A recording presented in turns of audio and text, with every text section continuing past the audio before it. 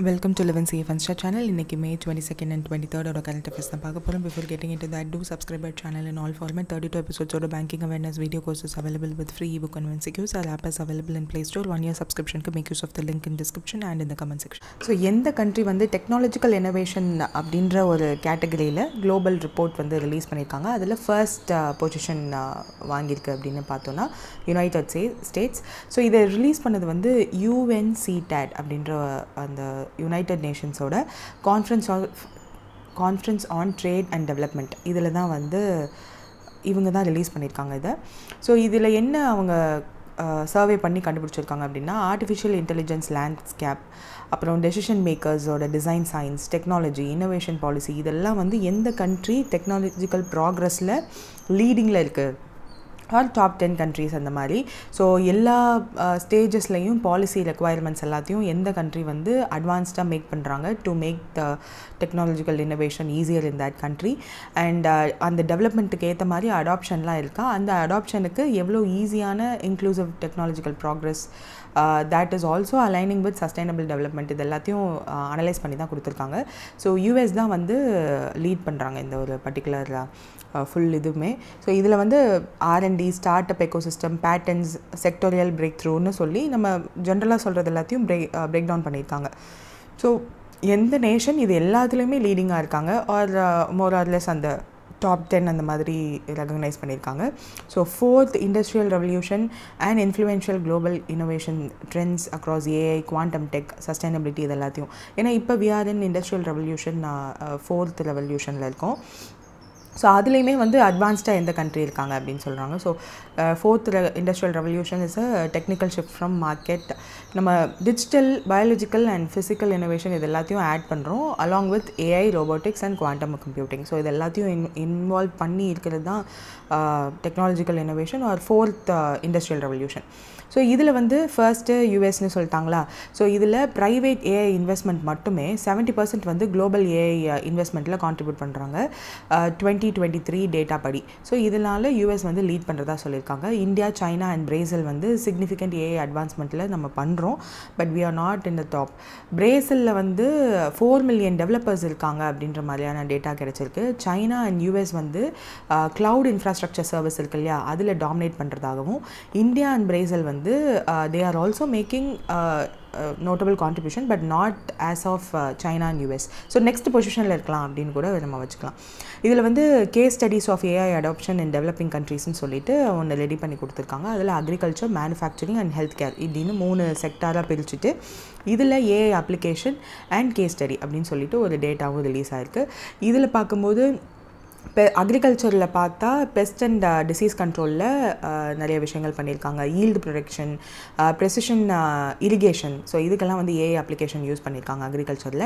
மேனுஃபேக்சரிங்னு பார்க்கும்போது அதில் production, automation, predictive maintenance, smart ஃபேக்ட்ரிஸ்ன்னு சொல்லி 3 இதுவாக பிரிச்சிருக்காங்க. ஸோ அதுலேயுமே AI அப்ளிகேஷன் அதிகமாக இருக்குது. அண்ட் ஹெல்த் கேர்லேயுமே வந்து டயக்னோசிஸவே வந்து AI யூஸ் பண்ணி பண்ணுறாங்க. ஹெல்த் கேர் கவரேஜ் எல்லாமே வந்து எக்ஸ்டெண்ட் ஆகுது AI யூஸ் பண்ணி. பேண்டமிக் மேனேஜ்மெண்ட் அண்ட் கண்ட்ரோல்லாம் அதை பற்றி தான், அது பேஸ் பண்ணி தான் யூஸ் பண்ணுறாங்க. There are also countries where wind energy வந்து டாமினேட் பண்ணுது, லைக் ஜெர்மனி. இந்தியாவில் நேனோ டெக்னாலஜி டாமினேட்டாக இருக்குது. ஜப்பானில் எலக்ட்ரிக் வெஹிக்கிள்ஸ் அண்ட் சவுத் கொரியாவில் 5G டெக்னாலஜி இதெல்லாம் வந்து டாமினேட் பண்ணுற கண்ட்ரிஸ். ஸோ அந்த கண்ட்ரியில் எது டாமினேட்டாக இருக்குன்ற மாதிரி ஆர் ஸ்பெஷலைசேஷன் அப்படின்னு சொல்லலாம். ஒரு ஸ்பெசிஃபிக் டெக்னாலஜியில் எந்த கண்ட்ரி ஸ்பெசிஃபிக்காக டாமினேட்டாக இருக்காங்க அப்படின்னு சொல்லி அது பார்த்துருந்தான், அது வந்து ஒன்று கொடுத்துருக்காங்க. ஸோ இதில் இருக்கிறது எல்லாமே அதுதான். Industrialisation in developing countries like Brazil, China, இந்தியாலாம் வந்து இண்டஸ்ட்ரியலைசேஷன் அதிகமாகிறதுனால பாவர்ட்டி கம்மியாக இருக்குது அப்படின்ற ஒரு கோரிலேஷனும் கண்டுபிடிச்சிருக்காங்க. ஸோ தட் எக்கனாமிக்கல் க்ரோத்துமே வந்து அந்த மாதிரியான டெவலப்பிங் கண்ட்ரீஸில் அதிகமாகுது பிகாஸ் ஆஃப் த மல்டிபிள் செக்டாரில் ஜாப் ப்ரொவைட்ஸ் பண்ணுறதுனால. ஸோ இதெல்லாம் வந்து பார்த்துருக்காங்க. ஸோ வாட் இஸ் இந்தியாவோட பொசிஷன் அப்படின்னா 10th globally for private AI investment in 2023. ஏன்னா 2023 டேட்டா தான் வச்சு பார்த்துருக்காங்க. இதில் பார்க்கும்போது $1.4 billion வந்து நம்ம இந்தியா 2023ல ப்ரைவேட் ஏஐ இன்வெஸ்ட்மெண்ட் பண்ணியிருக்கோம். India is the only developing countries with significant AI investment along with China. ஏன்னா China is playing a dominant role. ஏன்னா சைனா வந்து $7.8 பில்லியன் வந்து இன்வெஸ்ட்மெண்ட் பண்ணுறாங்க. குளோபலி யூஎஸ்க்கு அப்புறம் செகண்டாக இருக்கிறது சைனா தான். ஸோ அதனால் ஆஃப்டர் சைனான்னு பார்க்கும்போது நம்ம இருக்கோம். 36th வந்து நம்ம ரெடினஸ் இண்டெக்ஸ் அப்படின்னு சொல்லுவாங்க. So readiness for frontier technology index அப்படின்னு சொல்லிட்டு ஒரு இண்டெக்ஸ் இருக்குது. ஸோ அதில் வந்து 2022ல் நம்ம 48th பொசிஷனில் இருந்தோம். ஸோ அதுலேருந்து 36th பொசிஷன் வந்திருக்கோமா, that is also great achievement. இந்தியாவில் கிட்டத்தட்ட 13 மில்லியன் டெவலப்பர்ஸ் வந்து இருக்கிறதாகவும் AI and gen AI projects எல்லாத்துக்குமே they are contributing more. So இதெல்லாம் பார்த்தாச்சு. There is also a concern என்னதுன்னா growing inequality in the AI landscape. ஏன் அந்த இன்இக்வாலிட்டி இருக்குது அப்படின்னா 40% of the global private R&D investment வந்து ப்ரைமரிலி யூஎஸ் அண்ட் சைனா தான் வச்சுருக்காங்க. நீங்கள் இப்போ யூஸ் பண்ணுற 90% ஆஃப் த ஏஐ ஆப்ஸ் அது வந்து எங்கேருந்து ஜென்ரேட் ஆகிருக்கும் அப்படின்னா யூஎஸ் அண்ட் சைனாலேருந்து தான் வந்துருக்கும். ஸோ அது வந்து ஒரு கன்சர்னாக இருக்குது. ஏன்னா 40% of the global private AI investment R&Dக்கு ரிசர்ச் அண்ட் டெவலப்மெண்ட்டுக்கு இன்வெஸ்ட்மெண்ட் வரதே வந்து இந்த 2 கண்ட்ரிலேருந்து தான் வருதுன்ற போது ஆப்வியஸாக அந்த 2 கண்ட்ரீஸில் தான் இருக்கும். அண்ட் டு அ சென்ஸ் ஒரு டாமினன்ட் கண்ட்ரீஸ் இந்த R&Dயில் பண்ணும்போது ஃப்யூச்சரில் இப்போ எப்படி சோஷியல் மீடியாலாம் ஒரு பர்டிகுலர் கண்ட்ரிலேருந்து டெவலப் ஆகுது, ஈவன் இந்த 2 கண்ட்ரிலேருந்து தான் வருதுன்னு வச்சுக்கோங்களேன். ஸோ அந்த மாதிரி அவங்க தான் வந்து நம்ம எதை பார்க்கக்கூடாது அந்த மாதிரியான கண்ட்ரோல் லெவல்ஸ்லாம் நிறையா இருக்குன்றதுனால அந்த ஒரு கன்சர்னும் ரைஸ் பண்ணுறாங்க. கிட்டத்தட்ட 118 countries mostly from global south are excluded from the global AI governance discussion because they are not up to the mark yet. So இதுவுமே வந்து ஒரு கன்சர்ன் தான். பிகாஸ் அவங்களையும் இன்க்ளூட் பண்ணணும் அப்படின்ற ஒரு கன்சர்னாக கொடுத்துருக்காங்க. 40% ஆஃப் த குளோபல் ஜாபை வந்து ஏஐ கேன் இம்பேக்ட் அப்படின்னு சொல்கிறாங்க. பிகாஸ் ஆஃப் ப்ரொடக்டிவிட்டி கெயின்ஸ் எல்லாம் இருக்காது. இஃப் தே ஹாவ் ஹியூமன்ஸ் ஒருவேளை ஏஐயாக மாற்றினா அந்த ப்ரொடக்டிவிட்டி கெயின் இருக்கும். And there is also automation and job displacement. அதுவுமே வந்து ஏஐ பண்ணுன்றது வந்து நிறையா நம்ம எக்கனாமிக் சர்வேலே வந்து அதுதான் கொடுத்துருந்தாங்க அந்த 13th சாப்டரில். ஏஐ குட் வைடன் த இன்இக்வாலிட்டி அப்படின்றத வந்து இந்த பாயிண்ட்ஸ் எல்லாம் வச்சு சொல்லியிருக்காங்க. ஸோ நிறைய நியூ இண்டஸ்ட்ரியல் சேஞ்சஸ் வரலாம். ஒர்க்கர்ஸ் அண்ட் கார்மெண்ட் இன்வெஸ்ட்மெண்ட்டுமே வந்து டைவர்சிஃபை ஆகலாம். அண்ட் இதுக்கெல்லாம் ஒரே சொல்யூஷன், சரி இதெல்லாம் இருக்குது, இன்இக்வாலிட்டி வரப்போகுதுன்னு நம்மளுக்கு தெரிஞ்சிச்சு. ஸோ கவர்மெண்ட் என்ன பண்ணணும் அப்படின்ற ஒரு சஜஷனும் கொடுத்துருக்காங்க. That reskill your whatever it is work force மொத்தத்தையுமே வந்து ரீஸ்கில் பண்ண ட்ரை பண்ணுங்கள். Government should invest in reskilling the work force. அப்போ தான் மட்டும்தான் அந்த கண்ட்ரியும் அலாங் வித் திஸ் ரேஸ் போக முடியும் அப்படின்றது வந்து சஜஷனாக கொடுத்துருக்காங்க. ஸோ அப்படி பார்க்கும்போது இந்தியாவோட இனிஷியேட்டிவ்ஸுமே வந்து ஹைலைட் பண்ணப்பட்டிருக்கு. ஏஐ எஜுகேஷனை வந்து ஐஐடி ஹைதராபாத், ஐஐடி கரங்பூர் மாதிரியான ஐஐடிஸில் தேர் இஸ் அ சென்டர் இதுக்குன்னு ஏஐ எஜுகேஷனுக்காகவே. அதுக்காகவே இந்தியா இன்வெஸ்ட் பண்ணியிருக்கோம். ஆல்சோ இந்தியாவில் ஏஐ மிஷன்னு ஒன்று இருக்குது விச் இஸ் அப்ரூவ்ட் இன் 2024. நம்மளோட entry barriers for AI programmes, AI கோர்சஸ்லாம் வந்து ஸ்மாலர் சிட்டிஸ்க்கும் போய் சேரணுன்றதுக்காக அந்த என்ட்ரி பேரியரை ரெடியூஸ் பண்ணுறதுக்காக இந்தியா ஏஐ மிஷன் ஒன்றும் இருக்குது. ஸோ இதெல்லாம் தான் ஜென்ரல் திங். ஸோ அதுக்கப்புறம் countries with larger population like India and சைனாலாம் வந்து ஏஐ டெவலப்மெண்ட்டில் அட்வான்டேஜ் இருக்குதுன்னு இந்த ரிப்போர்ட்லேயே இருக்குது. Because of the large developer pools. So that இந்த 2 கண்ட்ரியுமே வந்து ஃபர்தராக குளோபல் ஏஐ லேண்ட்ஸ்கேப்பில் ஃபேவரபிள் பொசிஷன் இந்த 2 கண்ட்ரிக்கும் இருக்கும்னு நம்மளை நேம் பண்ணியே சொல்லியிருக்காங்க.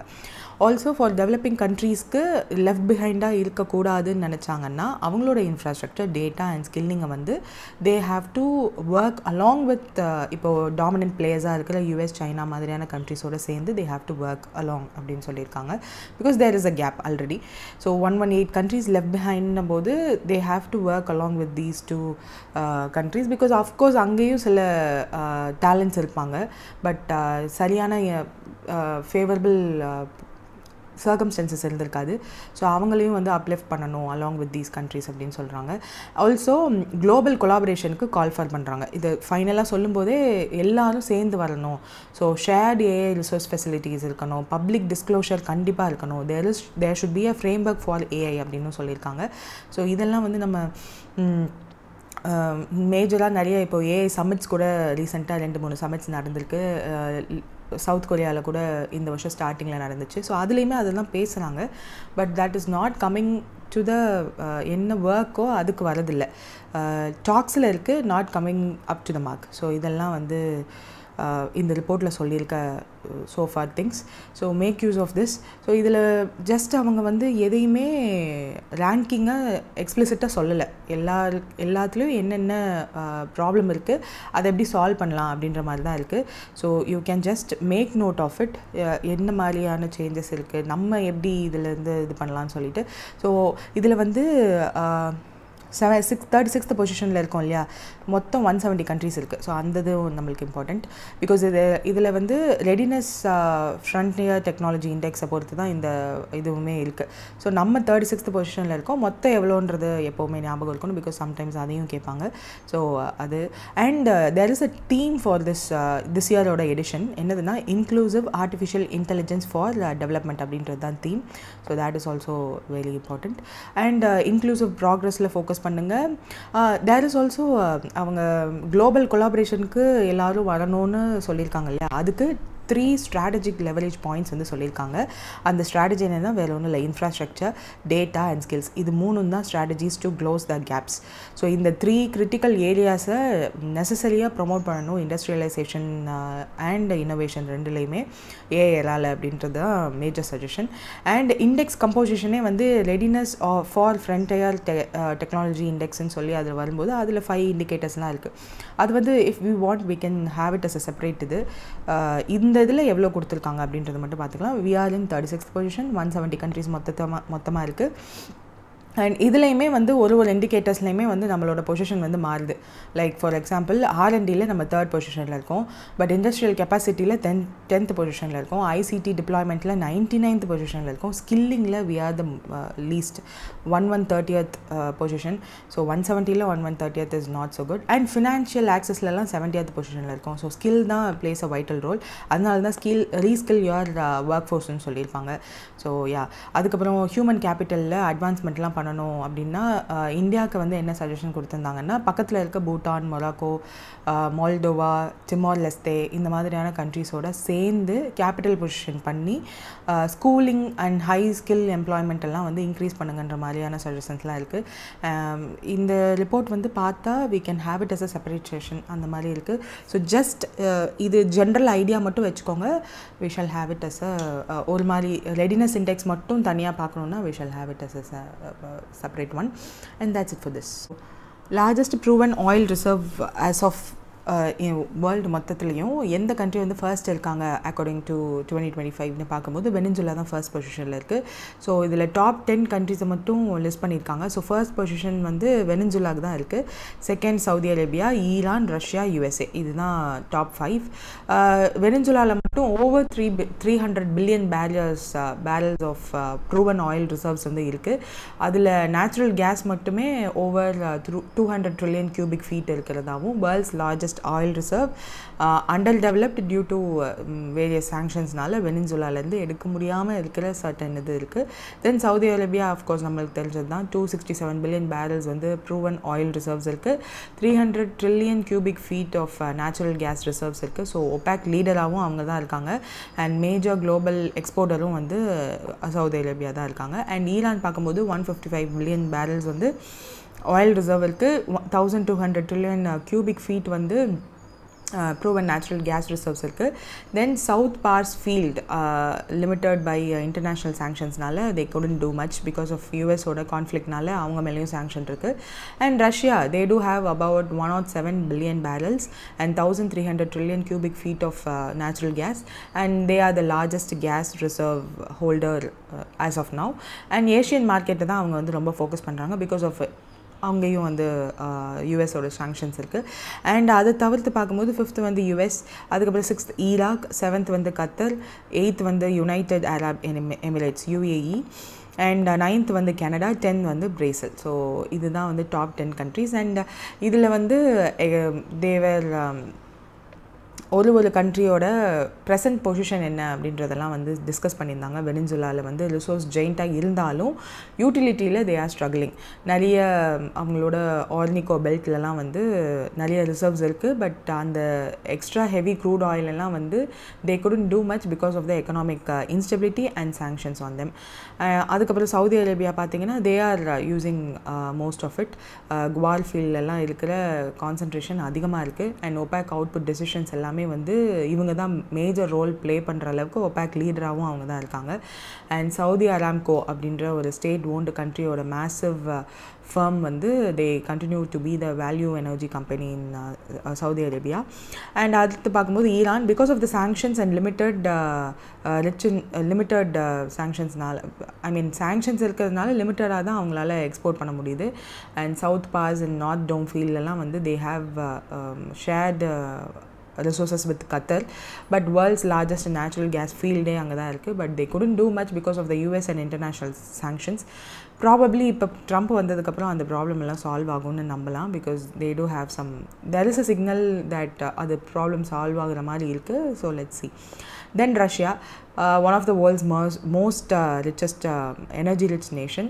பட் அவங்களு மேலேயும் நிறைய ப்ராப்ளம் இருக்கிறதுனால they focus mostly Asia, particularly China தான் வந்து சிக்னிஃபிகண்ட்டாக எக்ஸ்போர்ட் பண்ணுறாங்க.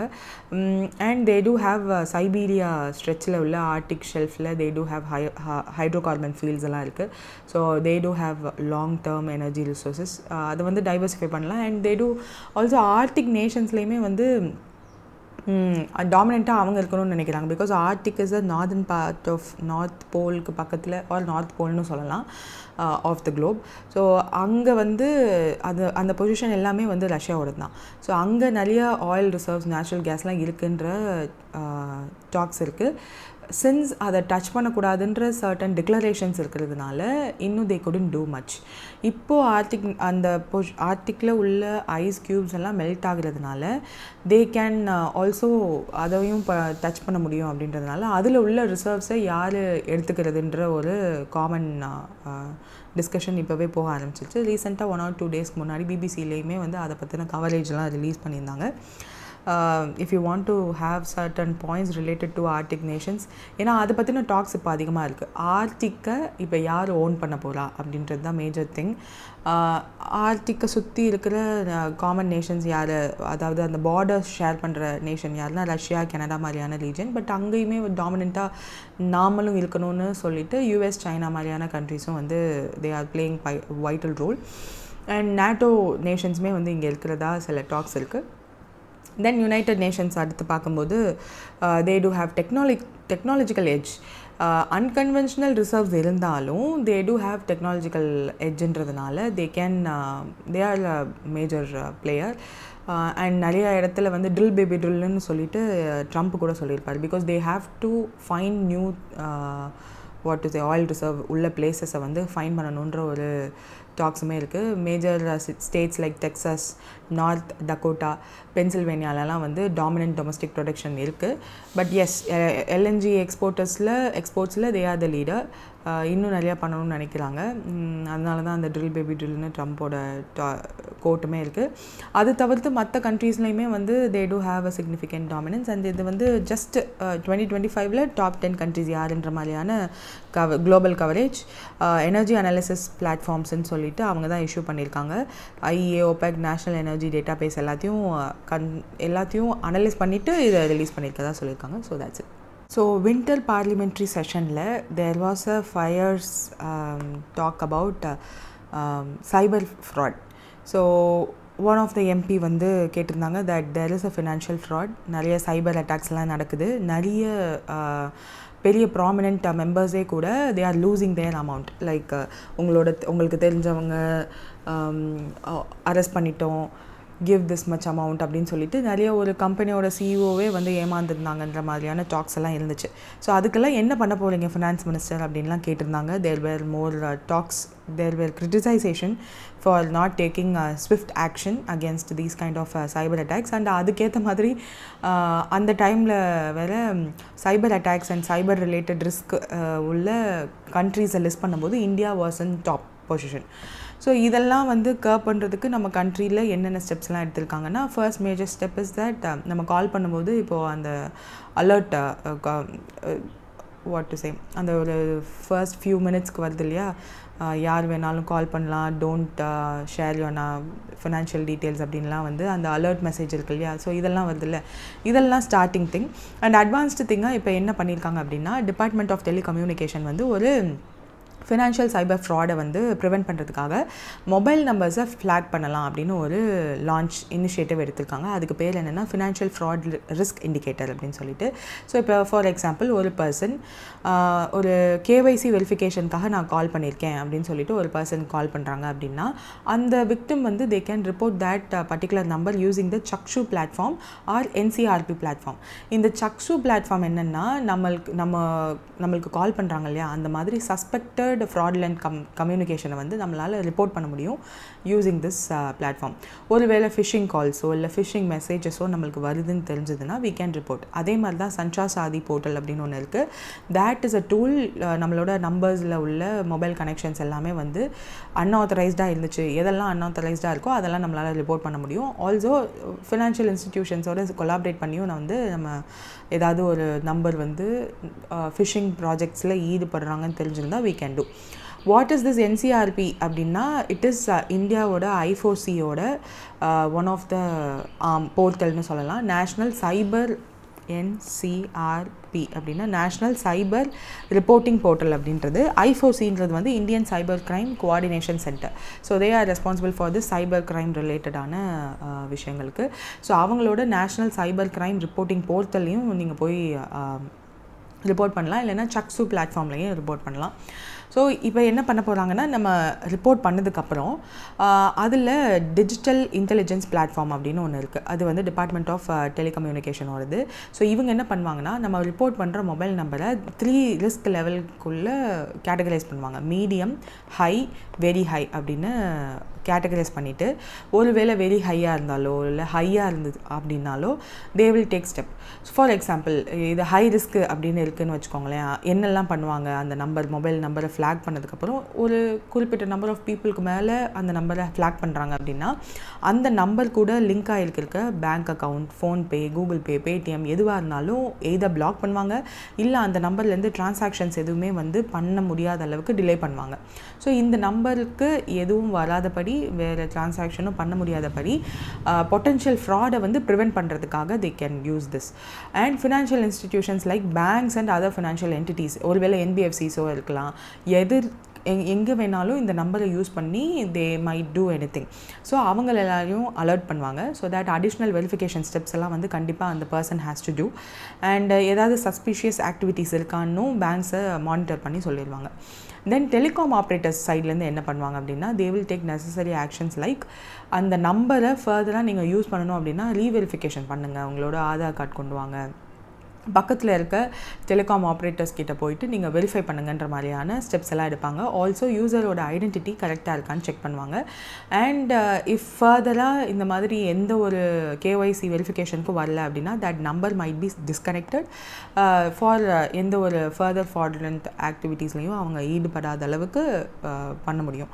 ஸோ இதுதான் 3 step they are planning to do so for using this financial fraud risk indicator. So இதில் வந்து யாரெல்லாம் இன்வால்வ் ஆக போகிறாங்கன்னு தெளிவாக நம்மளுக்கு தெரிஞ்சிருச்சு. டெலிகாம் ஆப்ரேட்டர்ஸும் வருவாங்க, ஃபினான்ஷியல் இன்ஸ்டிடியூஷன்ஸும் வருவாங்க, அண்ட் டிஜிட்டல் பேமெண்ட் பிளாட்ஃபார்ம் இவங்க எல்லாருமே வந்து இதில் இன்வால்வ் ஆக போகிறாங்கன்னு சொல்லிட்டாங்க. So mobile number revocation list அதுவுமே வந்து ஃப்ளாக்டு நம்பர்ஸை வந்து அந்த லிஸ்ட் எல்லாம் ஷேர் பண்ணுவாங்க with banks and payment service systems. Because banks அந்த நம்பர் ரிலேட்டடாக இருக்கிற பேங்க் அக்கௌண்ட்ஸ் இருந்துச்சுன்னா KYC திரும்ப பண்ணுங்கன்னு சொல்லி அவங்கள வர வைப்பாங்க. அண்ட் பேமெண்ட் சர்வீஸ் அவங்களுமே வந்து they won't allow much of the transactions. So இதெல்லாம் தான் புது steps they are doing. So DOT ஓட டிபார்ட்மெண்ட் ஆஃப் டெலிகம்யூனிகேஷனோட செக்ரட்டரி நீரஜ் மிட்டல் அவரோட UPI சர்வீஸ் ப்ரொவைடர்ஸ் கிட்ட எல்லாருக்கிட்டையுமே வந்து ஒரு மீட்டிங் மாதிரி வச்சுட்டு இதை வந்து சொல்லியிருந்திருக்காங்க. ஸோ இந்த பாலிசி ஆர் சீரீஸ் நேம் என்னென்னா டிஜிட்டல் இன்டெலிஜென்ஸ் பர்ஃபார்மன்ஸ் அப்படின்னு சொல்கிறாங்க. So this is the thing. இப்போ நம்ம கவர்மெண்ட் வந்து இந்த சைபர் அட்டாக்ஸ் எல்லாம் ப்ரிவெண்ட் பண்ணுறதுக்காக லான்ச் பண்ணியிருக்குது. யுத்தாலியா மலாக்கானா. ஸோ இந்த நியூஸ் ஏன் நம்மளுக்கு இம்பார்ட்டண்ட் அப்படின்னா, இந்த பர்டிகுலர் ஸ்பீஷிஸ் யுத்தாலியா மலாக்கானா அப்படின்றது வந்து யூஸ்வலாக it is observed more in South East Asia like northern Thailand, Malay peninsula, Sunda ஐலாண்ட்ஸில் தான் வந்து அதிகமாக இந்த பட்டர்ஃப்ளை வந்து இருக்கும். பட் இப்போது நம்ம இந்தியாவில் அதுவும் அருணாச்சல் பிரதேஷோட லீப்பா ரேடா அப்படின்ற டிஸ்ட்ரிக்டில் இது இருக்குன்றதை கண்டுபிடிச்சிருக்கிறதுனால நம்ம north eastern states, Arunachal Pradesh அந்த மாதிரியான நம்ம இந்தியன் கண்ட்ரியோட நேச்சுரல் ரிசோர்ஸஸ் எல்லாமே வந்து எப்படி இருக்குன்றதை காமிக்கிறதுனால it is a important news. ஆக்சுவலாக இந்த ரெட் ஸ்பாட்ஸ் இருக்கு இல்லையா, ஸோ இந்த ரெட் ஸ்பாட்ஸுக்கு பதில் அதிகப்படியான ப்ளூ ஸ்பாட்ஸ் இருக்கிற ஆப்பிக்கல் ஸ்பாட்ஸ் தான் வந்து அதிகமாக நம்ம பார்க்க முடியும். பட் இதுலேயே வந்து மேல் தான் ப்ளூ கலரில் இருக்கும், ஃபீமேல் வந்து ரெட் ஸ்பாட்ஸோடு தான் இருக்கும். அதை இப்போ இதுதான் வந்து அந்த ரெட் ஸ்பாட்ஸ் தான் வந்து மற்ற ஸ்பீஷீஸோட இருந்து இதுலேயே வந்து யுத்தாலியா லூபென்டினா அப்படின்னு ஒரு ஸ்பீஷீஸ் இருக்குது. ஸோ அதுலேருந்து இதை டிஃப்ரென்ஷியேட் பண்ணுறதுக்கு ரீசனே இந்த ரெட் ஸ்பாட்ஸ் தான், அந்த குட்டி குட்டியான ரெட் ஸ்பாட்ஸ் தான் வந்து ஹைலைட் பண்ணி காட்டும். ஸோ நம்ம இதை இங்கே அருணாச்சல் பிரதேஷில் கண்டுபிடிச்சதன் மூலிமா நார்த் ஈஸ்ட் இந்தியாவோட ரிச் பயோடைவர்சிட்டியை ஹைலைட் பண்ணுது அண்ட் சிட்டிசன் சயின்ஸோட இம்பார்ட்டன்ஸ் வந்து காட்டுது. ஏன் சிட்டிசன் சயின்ஸோட இம்பார்ட்டன்ஸ் காட்டுதுன்னு அவங்க சொல்கிறாங்கன்னா, இந்த பர்டிகுலர் ஸ்பீஷீஸ் அருணாச்சல் பிரதேஷில் இருக்குது அப்படின்னு கண்டுபிடிச்சதே வந்து ஒரு போலீஸ் கான்ஸ்டபிள் ஹூ இஸ் அவரோட நேம் என்னென்னா ரோஷன் உபாத்யா அப்படின்றவர். அவர் வந்து பட்டர்ஃப்ளை என்தூசியாஸ்ட் அப்படின்னு சொல்கிறாங்க. ஸோ அவர் தான் வந்து இந்த சிட்டிசன் சயின்ஸ் இனிஷியேட்டிவ் அப்படின்னு ஒன்று ஆரம்பிக்கிறாங்க. ஸோ அந்த இனிஷியேட்டிவில் அவர் பட்டர்ஃப்ளை என்தூசியாஸ்ட் அப்படின்றதுனால தோ ஹீஸ் அ போலீஸ் கான்ஸ்டபிள் இதில் ஜாயின் பண்ணிவிட்டு தேவர் ரிசர்ச்சிங் பட்டர்ஃப்ளைஸ் ரிலேட்டடாக அந்த ஃபோட்டோஸ் எடுக்கிறது, அது எந்த ஸ்பீஷியஸ்னு கிளாஸிஃபை பண்ணுறது, இந்த மாதிரியான விஷயங்கள் பண்ணிகிட்டு இருக்கும்போது தான் இந்த ஸ்பீஷியஸ் தாய்லாண்ட், மலாய் மாதிரியான மலேசியா மாதிரியான கான்டினென்ட்ஸில் இருக்க வேண்டியது இங்கேயும் இருக்குது அப்படின்னு ப்ரூவ் பண்ணி நம்ம நார்த் ஈஸ்ட் இந்தியாவோட பயோடைவர்சிட்டி ரிச்சாக இருக்குன்றதை வந்து டாக்குமெண்ட் பண்ணுறதுக்கு ஹெல்ப்ஃபுல்லாக இருந்ததுனால திஸ் நியூஸ் இஸ் இம்பார்ட்டன்ட் நம்மளுக்கு. ஸோ சிட்டிசன் சயின்ஸோட இம்பேக்ட் இதுதான் அதோட காமன் நேம், ஸ்டோர்ஃபோர்ஸ் பேரான் அப்படின்னு சொல்லுவாங்க. So that is the thing. Mostly இங்கே இந்தியாவில் இருந்தது இல்லைல்ல, ஸோ இப்போ இருக்குன்னு காமிச்சிருக்காங்க. ஸோ இதை வந்து இஷ்யூ பண்ணியிருக்க அத்தாரிட்டியோட நேம் இது தான். அண்ட் பட்டர்ஃப்ளையோட பயோடைவர்சிட்டியை டாக்குமெண்ட் பண்ண ஒரு இதில் தான் வந்து இது பண்ணியிருக்காங்க. அண்ட் ரோஷன் உபாத்யாவோட சேர்ந்து தாலிஸ்மா ஷேக் அப்படின்றவங்களும் வந்து ஹெல்ப் பண்ணியிருப்பாங்க. ஸோ அவங்க 2 பேருமே வந்து நேம் பண்ணியிருக்காங்க. So that's the news. So இதில் இருக்க ஒன் ஆஃப் த ஸ்கீம் படி புதுசாக 103 ரயில்வே ஸ்டேஷன்ஸை வந்து ரீடெவலப் பண்ணலாம் அக்ராஸ் 18 ஸ்டேட்ஸ்ன்னு சொல்லி நம்ம prime minister Narendra Modi May month வந்து அனௌன்ஸ் பண்ணியிருக்காங்க. அது எந்த ஸ்கீம் அப்படின்னு கேட்டிருக்காங்க, which is Amrit Bharat station scheme. So what is this Amrit Bharat station scheme அப்படின்னா February 2023 ஸோ அப்போ வந்து இந்த ஸ்கீமை லான்ச் பண்ணுறாங்க. இது எதுக்காக அப்படின்னா இந்தியன் ரயில்வேஸை ட்ரான்ஸ்ஃபார்ம் பண்ணணும். So it is a transformative initiative. Indian ரயில்வேஸை மாடர்னைஸ் பண்ணணுன்றதுக்காக. அண்ட் மொத்தமாக சொல்ல முடியாதுல்ல, ஸோ ஸ்கீம் ஸ்டார்ட் பண்ணும்போது there will be a number. So 1300 railway stations across the country நாங்கள் மாடர்னைஸ் பண்ண போகிறோம்னு சொல்லி தான் இந்த ஸ்கீம் லான்ச் பண்ணுறாங்க. ஸோ என்னெல்லாம் மாடர்னைஸ் பண்ண போகிறோம் அப்படின்னா பேசஞ்சர்ஸ் அம்யூனிட்டிஸ் எல்லாம் என்ஹான்ஸ் பண்ண போகிறோம், மல்டி மாடல் டிரான்ஸ்போர்ட்டை இன்டகிரேட் பண்ண போகிறோம், which is integrated multi model transport system அப்படின்னு சொல்கிறாங்க. தென் ரீஜனல் ஆர்கிடெக்சரல் ஹெரிட்டேஜை ப்ரிசர்வ் பண்ணி நாங்கள் இதெல்லாம் பண்ண போகிறோம்னு சொல்கிறாங்க. விச் இஸ் அந்த ரயில்வே ஸ்டேஷன் வந்து மாடர்னைஸ் பண்ணுறதுக்காக வெஸ்டர்ன் கண்ட்ரீஸ் மாதிரி இல்லாமல் அந்த ரீஜனல் ஹெரிட்டேஜ் ஆர்கிடெக்சரல் ஹெரிட்டேஜ் என்னவோ அதை ப்ரிசர்வ் பண்ணி நாங்கள் பண்ணுவோம் அப்படின்ற மாதிரி சொல்லியிருக்காங்க. பிகாஸ் அதெல்லாம் மாடர்னைஸ் பண்ண போகிறது தானே, அதனால. ஸோ இப்போ அதில் புதுசாக 103 ரயில்வே ஸ்டேஷன்ஸை வந்து ரீடெவலப் பண்ண போகிறோம் அப்படின்னும் மாடர்ன் இன்ஃப்ராஸ்ட்ரக்சர் அண்ட் கல்ச்சுரல் இன்டகிரேஷனோட 1100 crore இனிஷியேட்டிவாக இப்போ லான்ச் பண்ணியிருக்காங்க. So passenger comfort, accessibility, sustainability while preserving the regional architectural heritage எல்லாம் பார்க்க போகிறதா சொல்லியிருக்காங்க. ஸோ ரயில்வே எலக்ட்ரிஃபிகேஷன் ப்ராஜெக்ட்டுமே இது கீழே தான் வரும். அண்ட் இதில் வந்து லோக்கல் ஆர்ட் எல்லாம் இன்கார்பரேட் பண்ணுவாங்க. ஆர்ட் மட்டும் இல்லாமல் கல்ச்சர், ஹெரிட்டேஜ் அதெல்லாமே வந்து ஸ்டேஷனோட ஆர்கிடெக்சரில் it will reflect. So regional ஐடென்டிட்டியை அது காட்டுற மாதிரி இருக்கும். Also amenities, passengers amenities upgrade பண்ணுறேன் அப்படின்னு ஒரே ஒரு டேர்மில் இருக்கு இல்லையா, அதில் என்ன சொல்ல வராங்கன்னா waiting rooms, toilets, ticket counters, platforms எல்லாத்தையுமே வந்து அவங்க அப்கிரேட் பண்ண போகிறதா சொல்கிறாங்க. ஆல்சோ ஸ்டெப்ஸ் இல்லாமல் எஸ்கலேட்டர்ஸாக மாற்றுறது, லிஃப்ட்ஸ் கொண்டு வரது, டிஜிட்டல் சிக்னல்ஸ் கொண்டு வரது, இதெல்லாம் வந்து மூவ்மெண்ட் ஈஸியாக ஆக்கிறதுக்காக மாற்ற போகிறதா, which is passenger amenities modernise பண்ண போகிறதுல இது இருக்குது. Then sustainable initiatives like green buildings கொண்டு வரணும். அந்த க்ரீன் பில்டிங் ப்ராக்டிசஸை வந்து இன்க்ளூட் பண்ணணும். லைக் எனர்ஜி எஃபிஷியன்ட் லைட்டிங்லாம் கொண்டு வரணும், ரெயின் வாட்டர் ஹார்வெஸ்டிங்லாம் பண்ணணும், வேஸ்ட் வாட்டர் மேனேஜ்மெண்ட் சிஸ்டம் கண்டிப்பாக அந்த ரயில்வே ஸ்டேஷனில் இருக்கணும் அப்படின்றதெல்லாம் வந்து சஸ்டைனபிள் இனிஷியேட்டிவ்ஸாக ஆட் பண்ணுறாங்க. தென் இதன் மூலமா என்ன எக்கனாமிக் இம்பேக்ட் இருக்கும்னா லோக்கல் எக்கனாமியும் இம்ப்ரூவ் ஆகும், ஸ்டிமுலேட் ஆகும், கனெக்டிவிட்டியும் வந்து பூஸ்ட் ஆகும். So that tourism, job opportunities during and after construction அதிகமாகுன்ற மாதிரி ஸ்டார்ட் பண்ணது தான் இந்த இனிஷியேட்டிவ். ஸோ இம்ப்ளிமெண்டிங் ஸ்ட்ராட்டஜின்னு பார்க்கும்போது ஃபேஸ்டு டெவலப்மெண்ட்டாக தான் கொண்டு போகிறாங்க. அட் அ டைமில் 1300 ஸ்டேஷன்ஸ்ன்னு சொல்கிறது which is not possible. So faced தான் மேனரில் தான் போகிறாங்க. இப்போ 103 ஸ்டேஷன்ஸ் வந்து May 22, 2025 அப்போது பிரைம் மினிஸ்டர் நரேந்திர மோடி வர்ச்சுவலாக இந்த 103 redeveloped railway station across 18 states launch பண்ணுறாங்க.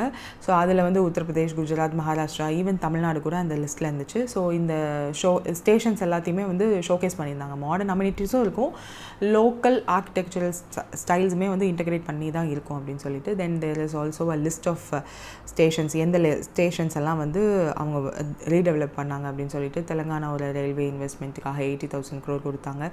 தென் சென்ட்ரல் ரயில்வேஸ் அண்ட் நாக்பூர் டிவிஷனுக்காக ரீசெண்டாக அலோகேட் பண்ணியிருக்காங்க.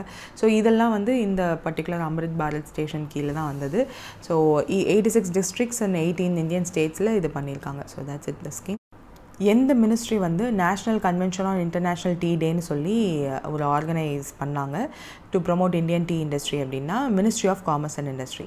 So first international tea day எப்போது அப்படின்னு பார்த்தோன்னா 2005 ஸ்டார்ட் பண்ணி December 15 தான் வந்து இன்டர்நேஷ்னல் டீ டே அப்படின்னு சொல்லிட்டு டீ ப்ரொடியூசிங் நேஷன்ஸான India, Sri Lanka, Nepal and other கண்ட்ரீஸ்லாம் வந்து செலிப்ரேட் பண்ணிட்டு இருந்தாங்க. ஆனால் 2019 யுனைடெட் நேஷன்ஸ் ஒரு ரெசல்யூஷன், யூஸ்வலாக என்ன இம்பார்ட்டன்ட் டேஸ்க்கு ரெசல்யூஷன் பாஸ் பண்ணுவாங்களோ யூஎன் ஜெனரல் அசம்பிளியில் அந்த மாதிரி பாஸ் பண்ணிவிட்டு May 21 தான் இனிமேல் வந்து இன்டர்நேஷ்னல் டீ டேன்னு இருக்கும் அப்படின்னு சொல்லிட்டு.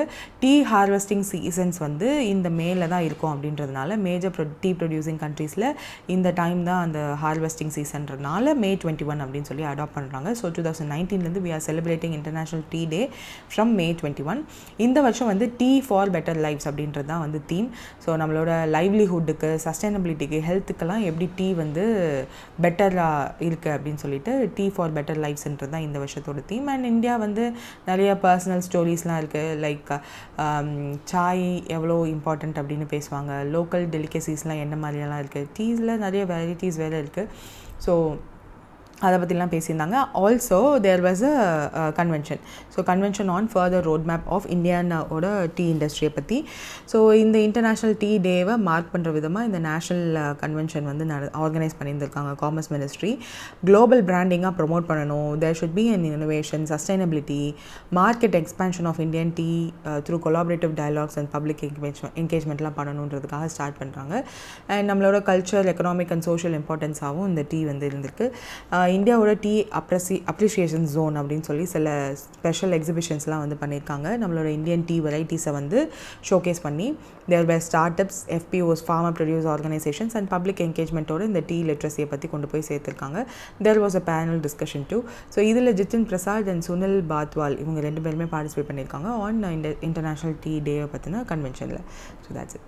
So department of public enterprises வந்து இயர்லி என்ன பண்ணுறாங்க அப்படின்னா சென்ட்ரல் பப்ளிக் செக்டார் என்டர்பிரைசஸ் எல்லாருக்கிட்டையும் வந்து வருஷம் என்ன டார்கெட் நீங்கள் அச்சீவ் பண்ண போகிறீங்க based on their performance.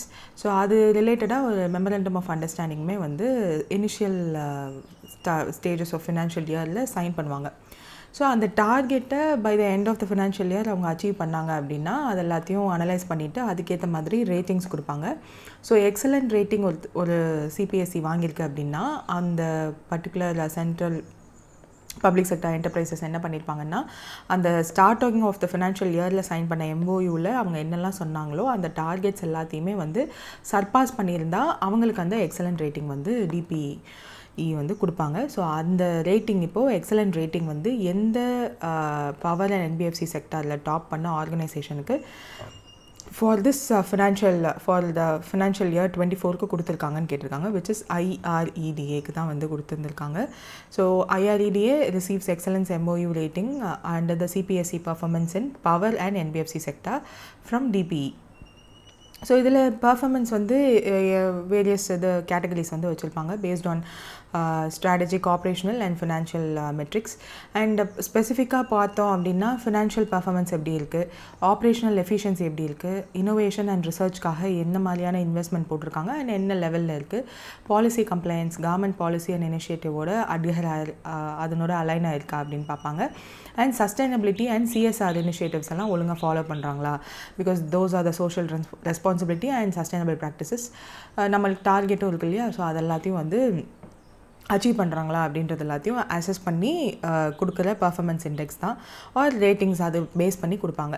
So IREDA Indian renewable energy development agency which is a government NBFC under Ministry of New Renewable Energy which was established in 1987. So அவங்களுக்கு தான் இந்த டிபார்ட்மெண்ட் ஆஃப் பப்ளிக் என்டர்பிரைசஸ் வந்து அந்த MOE rating பேசிஸில் excellent rating கொடுத்துருக்காங்க. So இது ஒன்று மட்டும்தான் நம்ம பார்த்துருக்கோம். நம்ம இந்தியாவில் 39 CPSEs வந்து எக்ஸலண்ட் ரேட்டிங் வந்து ரிசீவ் பண்ணியிருக்காங்க. அதில் இதை மட்டும்தான் வந்து ஹைலைட் பண்ணி சொல்லியிருக்காங்க because there was an article based on this. But இதை தவிர்த்து அந்த 39 CPSEs எக்ஸலண்ட் ரேட்டிங் வாங்கினது யாருன்னு பார்த்தோன்னா நிறைய வரும். AAI 39 இருக்கிறதுனால, then BEL Bharat electronics limited, coal India limited, GAIL, NTPC, IOCL, REC, PFC, IREDA one of the one, and HAL, Mazagon dock ship builders, solar energy SECன்னு சொல்லுவோம், SECI இருக்கு இல்லையா, அது Cochin shipyard limited, container corporation of India limited, அதாவது CONCOR அவங்க, then power grid corporation of limited, இவங்க எல்லாருமே வாங்கியிருக்காங்க. ஸோ எக்ஸலண்ட் பர்ஃபார்மன்ஸ் இண்டெக்ஸ் வாங்கினது 39 CPSEs. அதனுடைய லிஸ்ட்டு வந்து பெருசாக போகுன்றதுனால 39 மட்டும் ஞாபகம் வச்சுக்கோங்க. நோட்டபிள் என்டர்பிரைசஸ்னு பார்க்கும்போது தான் நான் இப்போ சொன்னது AI, பாரத் எலக்ட்ரானிக்ஸ் லிமிடெட் அதெல்லாம். So that's it. So 16th Asiatic lion census வந்து நடந்து முடிஞ்சிருக்கு.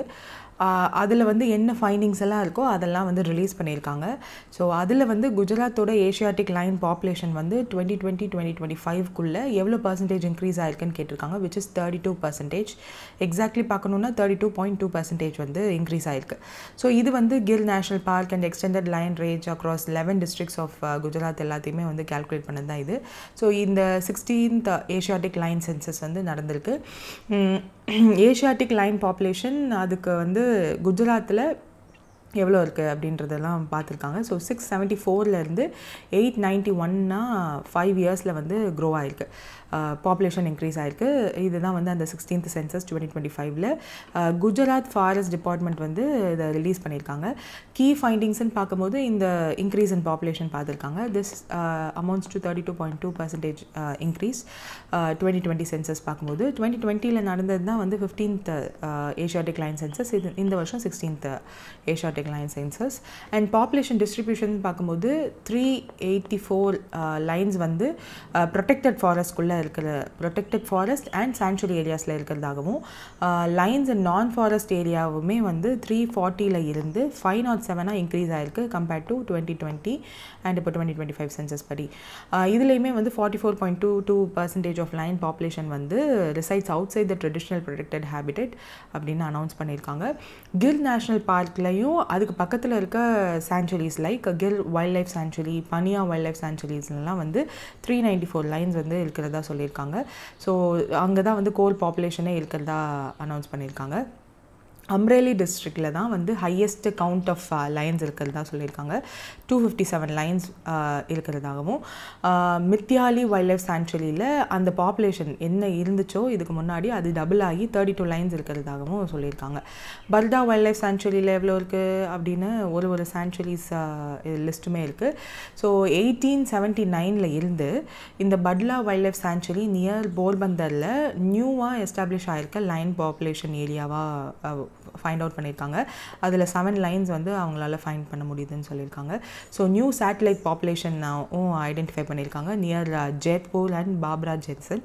ஸோ அடல்ட் ஃபீமேல்ஸ் வந்து 330 அடல்ட் ஃபீமேல்ஸும், ஸோ இதுவுமே வந்து 27% ரைஸ் இருக்குது அப்படின்னு அனௌன்ஸ் பண்ணியிருக்காங்க. தென் பாப்புலேஷன் ரைஸுக்கு ரீசனுமே வந்து கண்டுபிடிச்சிருக்காங்க. That is because of project line, நம்மளோட கவர்மெண்ட் இனிஷியேட் பண்ணது தான். ஸோ ஹேபிட்டட்ஸ் ஆஃப் லைனை வந்து ரீஸ்டோர் பண்ணுறதுக்காகவும் ப்ரே பேஸை ஸ்ட்ரென்தன் பண்ணது, இதெல்லாம் வந்து நம்ம கவர்மெண்ட் பண்ண initiative. And Asiatic line கன்சர்வேஷனை mitigate பண்ணுறதுக்கு, ஏதாவது கான்ஃப்ளிக்ஸ் இருந்தால் அதை மிட்டிகேட் பண்ணுறதுக்கும் நிறைய ஸ்டெப்ஸ் எடுத்திருக்காங்க. இந்த சென்சஸ்க்கு யூஸ் பண்ண மெத்தடாலஜின்னு பார்க்கும்போது டைரக்ட் பீட் வெரிஃபிகேஷன் அப்படின்ற மெத்தட் தான் யூஸ் பண்ணியிருக்காங்க. இது என்னென்னா ரீஜியன்ஸ், ஜோன்ஸ், சப்சோன்ஸ் அப்படின்னு சொல்லிட்டு பிரிச்சுருவாங்க. அதுக்குன்னு designated officials, enumerators, supervisors and வாலண்டியர்ஸை அசைன் பண்ணிவிட்டு சயின்டிஃபிக் அண்ட் ஸ்டாட்டிஸ்டிக்கல் ரோபஸ்ட் மெத்தட்ஸை யூஸ் பண்ணி தான் இந்த சர்வே வந்து நடந்திருக்கு. அண்ட் பக்மார்க் பேஸ்டு டைகர் சர்வேஸை யூஸ் பண்ணி தான் அதை பண்ணியிருக்காங்க. அதனுடைய கம்பேர் பண்ணிவிட்டு 3 டேஸ்லேயே இந்த சர்வே மொத்தத்தையும் வந்து கம்ப்ளீட் பண்ணியிருக்காங்க. அண்ட் லைக் டைகர் சென்சஸ்லாம் வந்து 2 இயர்ஸ் எடுக்கும், பட் இது வந்து 3 டேஸ்லேயே முடிஞ்சிருக்கதா சொல்லியிருக்காங்க. What is project lion which was introduced by our government 2020 introduce பண்ணாங்களே, அது என்ன அப்படின்னு பார்த்தோம்னா இட்ஸ் ஏஷியாட்டிக் லைனை வந்து நம்ம செக்யூர் பண்ணணும், சஸ்டைனபிள் என்விரான்மெண்ட்டில் அவங்களோட ஹெல்த் அண்ட் தேர் எக்கோசிஸ்டம் எல்லாத்தையும் இன்க்ரீஸ் பண்ணணும்னு சொல்லி ஸ்டார்ட் பண்ணது தான் ஏஷியாட்டிக் ப்ராஜெக்ட் லைன் 2020 நம்ம கவர்மெண்ட்டால் ஸ்டார்ட் பண்ணுது. ஸோ இதில் என்ன பண்ணாங்கன்னா கிர் லேண்ட்ஸ்கேப் இன் குஜராத்தில் ஃபோக்கஸ் பண்ணி அதனுடைய ஹேபிட்டட் டெக்னாலஜிஸ்லாம் யூஸ் பண்ணிவிட்டு அதை ஹேபிட்டட் இன்க்ரீஸ் பண்ணணும். Radio collaring, camera traps for monitoring and human wildlife கான்ஃப்ளிக்ட்டை மிட்டிகேட் பண்ணுறதுக்கு என்னெல்லாம் ஸ்டெப்ஸ் எடுக்க முடியுமோ இதெல்லாம் எடுத்திருக்காங்க. அதோட குஜராத் ஃபாரஸ்ட் டிபார்ட்மெண்ட் இருக்கு இல்லையா, அவங்களோட ரோலுமே வந்து மேஜராக இருந்திருக்கு. பிகாஸ் அவங்க தான் கன்சர்வேஷன் மெஷர்ஸ், ரெகுலர் லைன் சென்சஸில் அவங்க plays a vital role. And population trends and ஹெல்த்தை வந்து ட்ராக் பண்ணுறதுக்கு குஜராத் ஃபாரஸ்ட் டிபார்ட்மெண்ட் தான் அதிகமாக உதவி பண்ணியிருக்கதா சொல்லியிருக்காங்க. ஆல்சோ லைன் கன்சர்வேஷனில் குளோபல் பொசிஷனிங் சிஸ்டம் பேஸ்டு ட்ராக்கிங்கை யூஸ் பண்ணி தான் லைன்ஸை மானிட்டர் பண்ணியிருக்காங்க. ஸோ தட் வெஹிக்கிள்ஸ் மற்ற சர்வேலன்ஸையும் வந்து யூஸ் பண்ணி அதிகமான எந்த பாதிப்பும் அவங்களுக்கு வரக்கூடாதுன்றதுக்காக அட்வான்ஸ்டு சர்வே மெத்தட்ஸ் யூஸ் பண்ணியிருக்காங்க. Also there is an automated sensor grid. இதில் வந்து magnetic movement and infrared heat sensors இதில் மூலியமாக டிடெக்ட் பண்ணுறதுக்கும் யூஸ்ஃபுல்லாக இருந்திருக்கு. Then GIS mapping, geographic information system, so real time monitoring அதுவுமே யூஸ் பண்ணியிருந்திருக்காங்க. ஸோ அதுலேருந்து ரிப்போர்ட்லாம் ஜென்ரேட் பண்ணதாக சொல்லியிருக்காங்க. So these are the things. And IUCN list which is which is International Union for Conservation of Nature. So first green status assessment for lions in 2025 வந்து release பண்ணியிருக்காங்க. So இதில் global ஸ்டாண்டர்டை species recovery and கன்சர்வேஷனில் meet பண்ணியிருக்கா அப்படின்னு சொல்லிட்டு. So IUCN green status of species covers all species except 8 categories of microorganisms. அதில் வந்து வைல்டு, கிரிட்டிக்கலி டிப்ளீட்டட், லார்ஜ்லி டிப்ளீட்டட்னு சொல்லிட்டு அதில் தேர் ஆர் இது இருக்குது.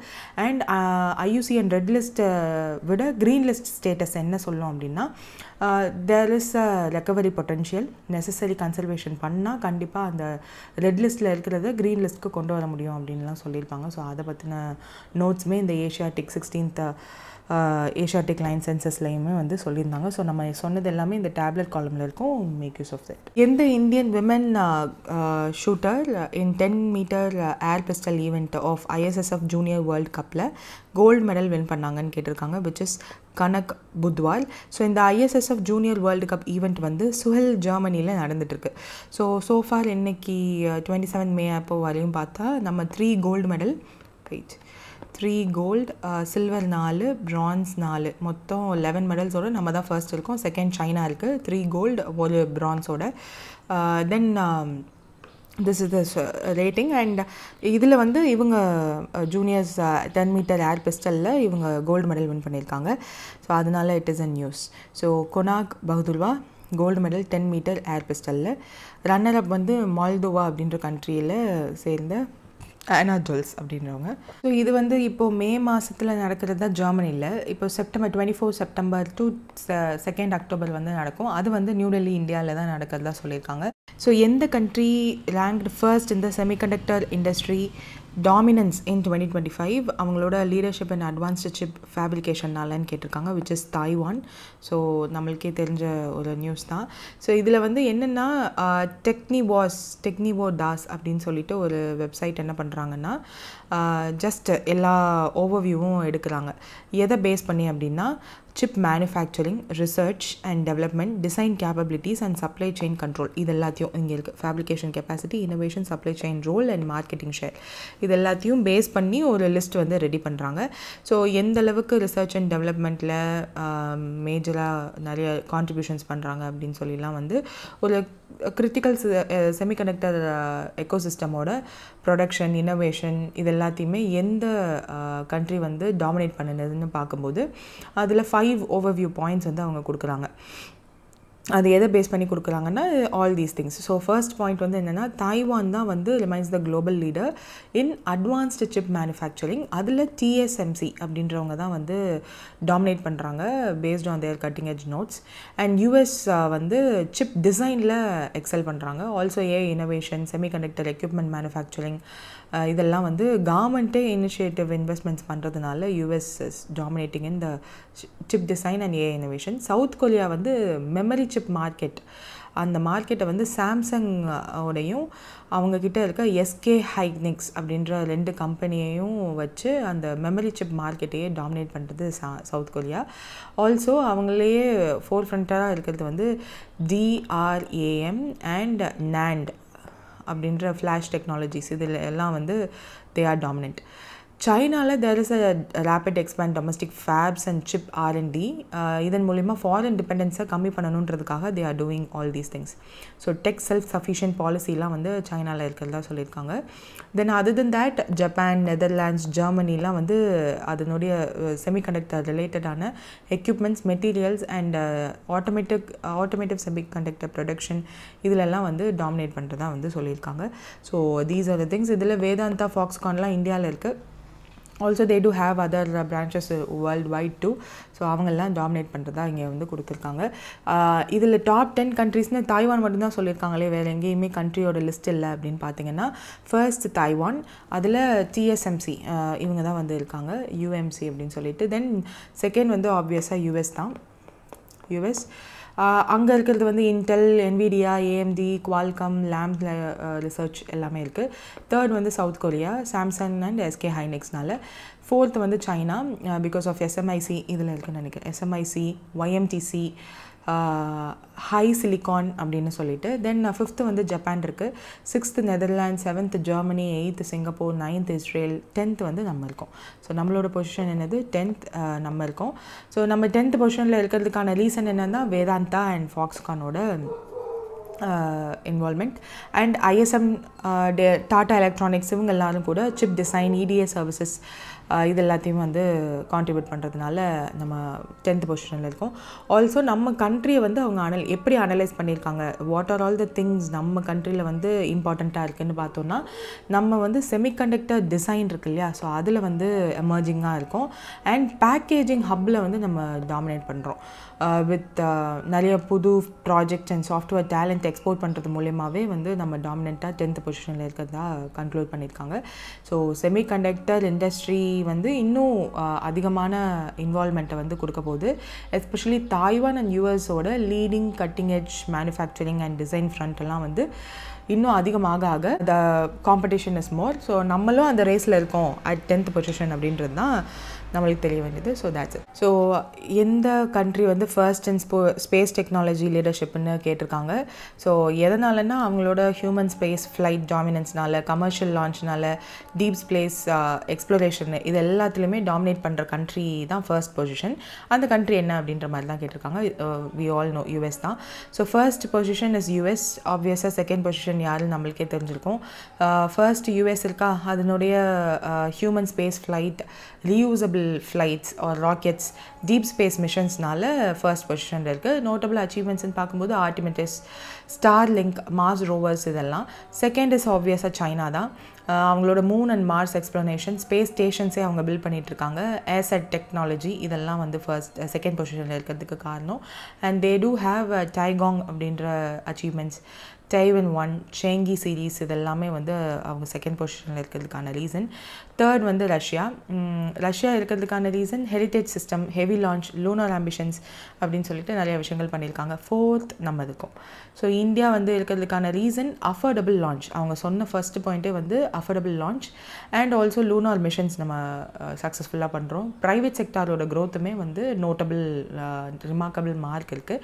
நம்மளோட அச்சீவ்மெண்ட்ஸ்ன்னு பார்க்கும்போது ஆப்வியஸாக சந்திராயன் 3 அண்ட் அப்கமிங் அச்சீவ்மெண்ட்ஸ்ன்னு பார்க்கும்போது ககன்யான் அண்ட் ஆதித்யா L1 நம்ம ஆல்ரெடி பண்ணிட்டோம். Gaganyaan is the notable one.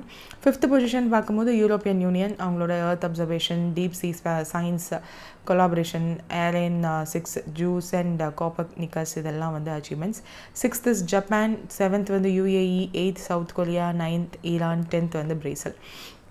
இதில் நம்ம கண்ட்ரியை பற்றி அவங்க அந்த லிஸ்ட்டில் சொல்லும்போது இஸ்ரோவோட ஏன் இஸ்ரோ ஸ்டாண்ட் அவுட் பண்ணது அமாங் ஆல் அப்படின்னா they do affordable thing and private செக்டாரோட ஸ்பேஸ்மே வந்து அவங்களோட ஷேர்மே வந்து இன்க்ரீஸ் ஆகிட்டே இருக்குது. Not only moon lander like Chandrayaan, இப்போது சோலார் அப்சர்வேட்டரியுமே வந்து நம்ம அதிகப்படுத்த ஆரம்பிச்சிட்டோம் with the help of Aditya L1. So அது சக்ஸஸ்ஃபுல்லாக இருக்கிறதுனால இது ரெண்டும் வந்து நம்மளுக்கு பூஸ்ட் பண்ணுது. ஃபோர்த் பொசிஷனில் இருக்கும். ஆல்சோ ககன்யாவோட க்ரூட் மிஷன் அதுவுமே வந்து it will make us grow more in this இது. அப்புறம் கமர்ஷியல் க்ரோத்துன்னு பார்க்கும்போது ஸ்கை ரூட்டோட aerospace, Agnikul Cosmos, Dhruva Space அப்படின்னு இதெல்லாம் வந்து நம்ம புதுசாக பண்ணியிருக்க விஷயங்கள். அண்ட் இந்தியாவோட நியூ ஸ்பேஸ் எக்கோசிஸ்டம் வந்து ஒரு ரேப்பிடாக க்ரோ ஆகிற ஒரு எக்கோசிஸ்டமாக இருக்குது. Satellite manufacturing, launch services and space அனாலிசிஸில் வி ஆர் மூவிங் ஃபார்வர்ட். அதனால தான் நம்ம ஃபோர்த் பொசிஷனில் இருக்கிறதா அனலைஸ் பண்ணி சொல்லியிருக்காங்க. ஸோ ஜிடிபி நாமினல் இருக்கும் இல்லையா? ஸோ நாமினல் இந்த சென்ஸ் ரியல் ஜிடிபி இல்லை, அதாவது இன்ஃப்ளேஷனோட சேர்த்து இருக்க ஜிடிபி. ஸோ அதை பேஸ் பண்ணிவிட்டு ஃபேக்டோ டேட்டான்றவங்க என்ன பண்ணியிருக்காங்கன்னா ரிச்சஸ்ட் சிட்டி இன் இந்தியா அப்படின்னு வந்து லிஸ்ட் பண்ணியிருக்காங்க.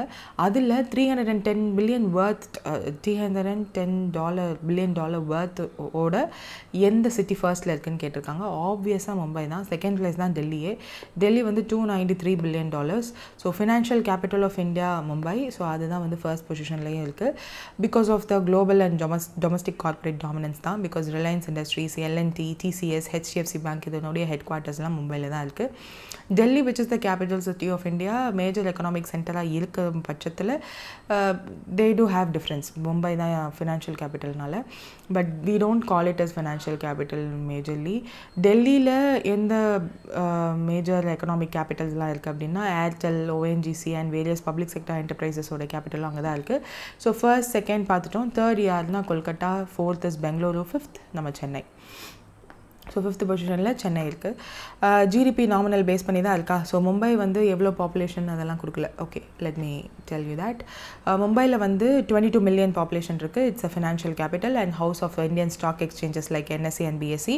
அது மட்டும் இல்லாமல் மெனி பிக் கம்பெனிஸோட ஹெட் குவார்ட்டர்ஸாகவும் இருக்குது. அந்த பிக் கம்பெனிஸ் யாருன்னா ரிலையன்ஸ், L&T, TCS எக்ஸெட்ரா.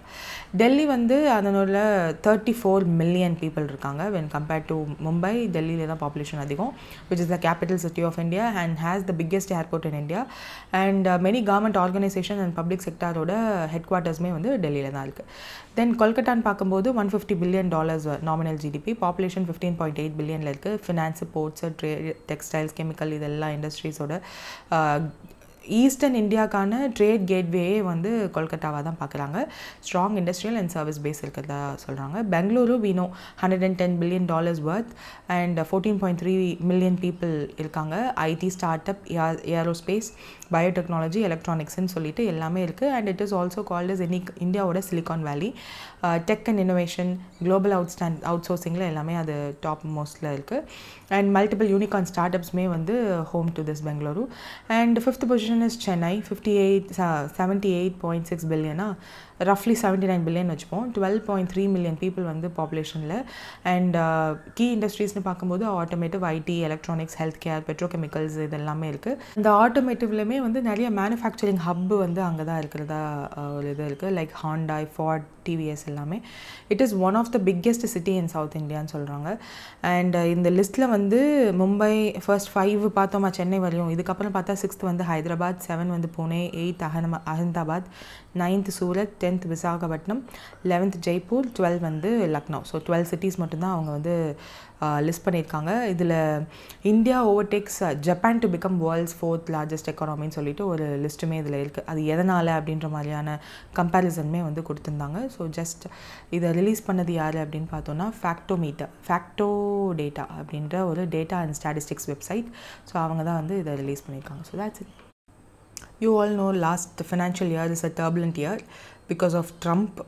ஒரு நவம்பர் கிட்ட இருந்தே we know நிறைய ஆக்சுவலாக அங்கே யூஎஸில் எலெக்ஷன் நடக்கும்போதே இங்கே நிறைய டர்புலன்ஸ் இருந்துச்சு. அண்ட் நடுவில் ஜப்பானோட அவங்களோட இன்ட்ரெஸ்ட் ரேட்ஸ் மாற்றினதுனாலையும் நிறைய டர்புலன்ஸ் இருந்துச்சு. அக்டோபர்லேயே எஃப்ஐஐஸ்லாம் ஃப்ளை ஓவர் பண்ணாங்க. பட் அதுக்கப்புறம் பார்க்கும்போது இந்த ருப்பி டிப்ரிசியேஷன் ஸ்டார்ட் ஆச்சு. ஸோ இதெல்லாம் ஸ்டெபிலைஸ் பண்ணுறதுக்காக ஆர்பிஐ இன்டர்வென் பண்ணி அவங்களோட ஃபாரின் எக்ஸ்சேஞ்ச் ரிசர்வ்ஸ் எல்லாம் செல் ஆஃப் பண்ணாங்க.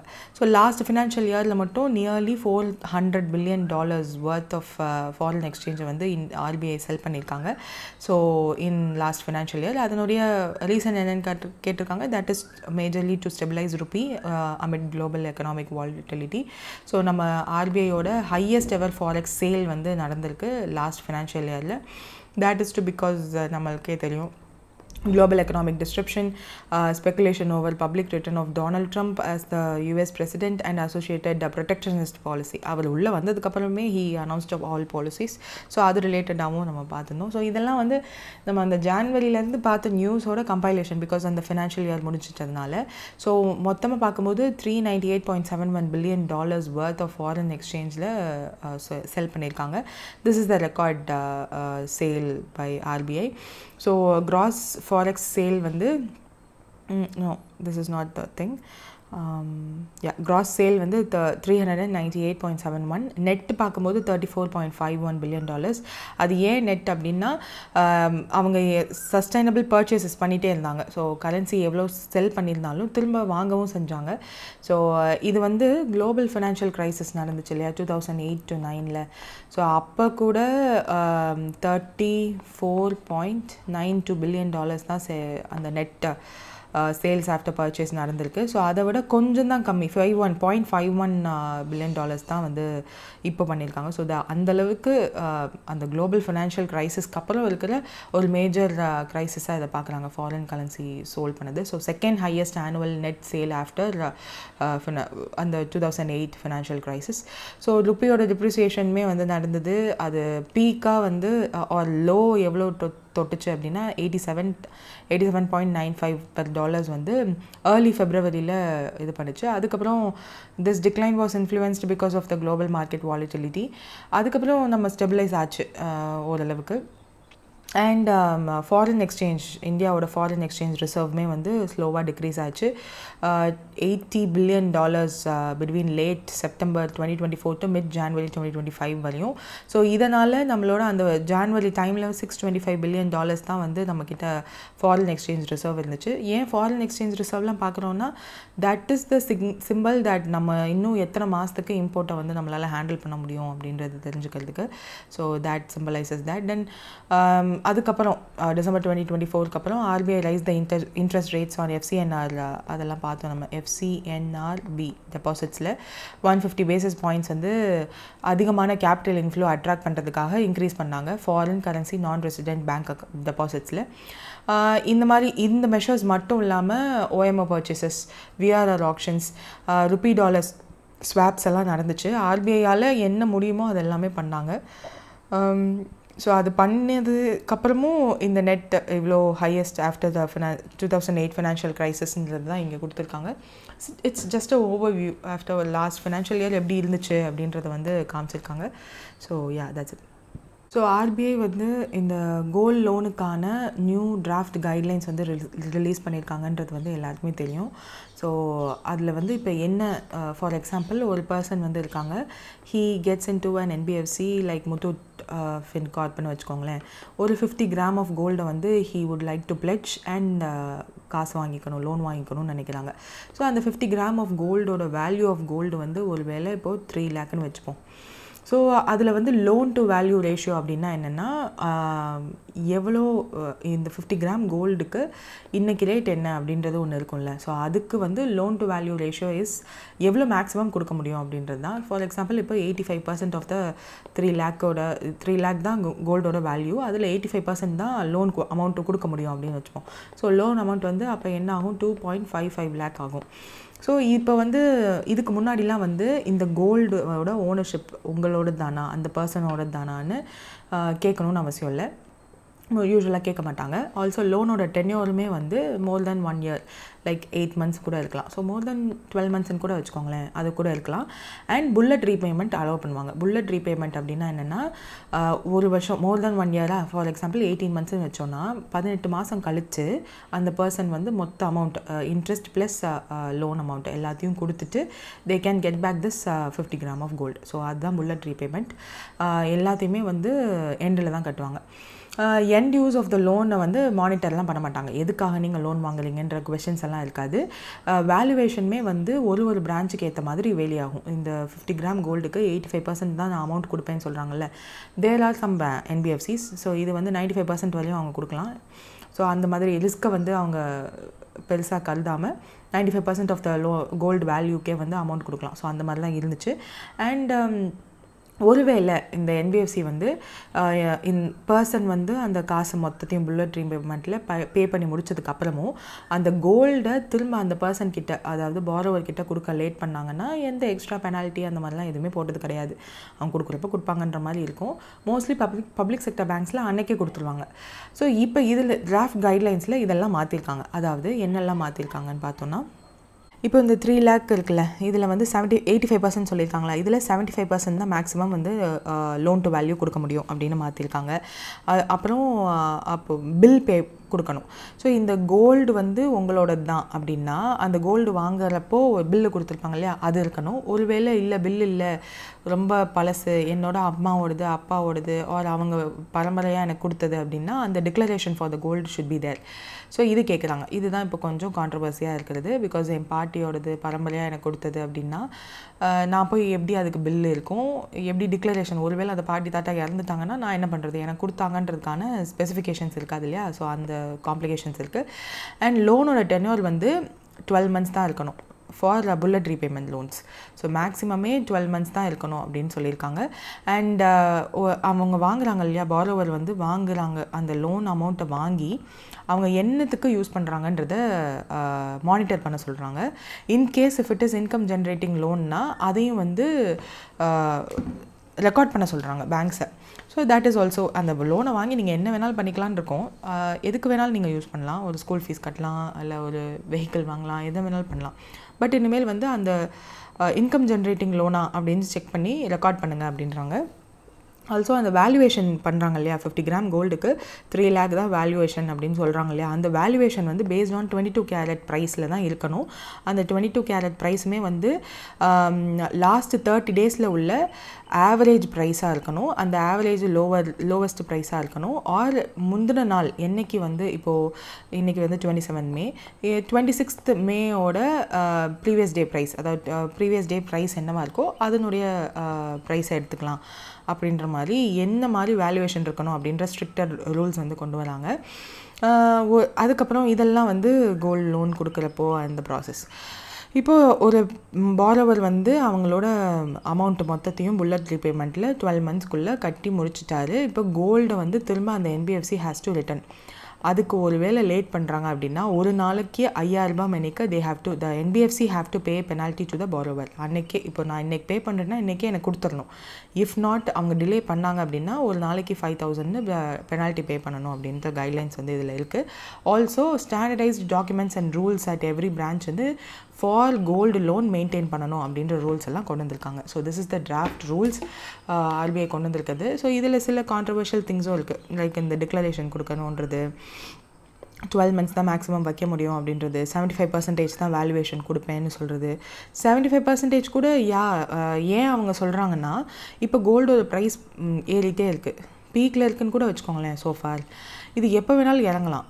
We will be not sure. எப்போவுமே கோல்டு சேஃப் ஹெவன் அப்படின்னு சொல்லலாம். பட் கூடிட்டே இருக்குமான்னு கேட்டால் not sure. So what if suppose இன்றைக்கி வந்து 8,900ன்னு இருக்குது, இன்னும் 12 months கற்று 8,500ன்னு ஏதோ ஒரு ப்ராப்ளம்னால வருதுன்னு வச்சுப்போம். ஸோ பேங்க்குக்கு தான் அந்த லாஸ் இருக்குது. ஸோ அதெல்லாம் கவர் அப் பண்ணுறதுக்கு நீங்கள் 75% தான் மேக்ஸிமம் நீங்கள் கொடுக்கணும் அப்படின்னு சொல்கிறதுல தப்பில்லை தான். பட் பாரோவர் சைட்லேருந்து யோசிக்கணும். அண்ட் என்பிஎஃப்சிஸ்க்கு இந்த கைட்லைன்ஸ் கொண்டு வரது இட்ஸ் நல்ல விஷயம். ஆல்சோ பேங்க்ஸுமே இதில் இன்க்ளூட் பண்ணுவாங்க. லோனோட பர்பஸ் எதுவாக இருந்தாலும் யூனிஃபார்ம் கேப் தான் 75%. பேங்க்ஸ் என்பிஎஃப்சிஸ் எல்லாருக்குமே இதே தான். ப்ரூஃப் எல்லாம் இது வரையும் கேட்டதில்லை, இப்போ இனிமேல் கேட்க போகிறாங்க.